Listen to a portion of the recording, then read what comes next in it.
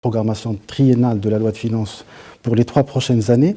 Alors, ce qu'on retient le plus, c'est le taux de croissance. Le taux de croissance en 2022 sera limité à 1,5% contre une prévision initiale de 3,2%.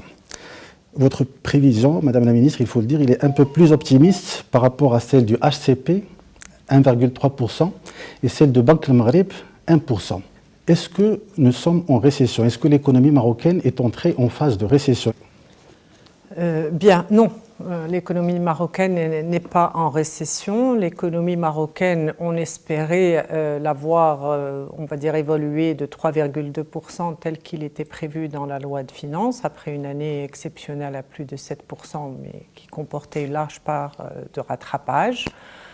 Pas besoin de vous rappeler le contexte, mais il est là tout de même, un contexte international qui s'impose à nous. D'abord pour, on va dire, les intrants dans notre économie, la demande extérieure et celle du marché européen, plus un contexte de sécheresse et de pluie qui fait qu'aujourd'hui on est à 1,5 de croissance.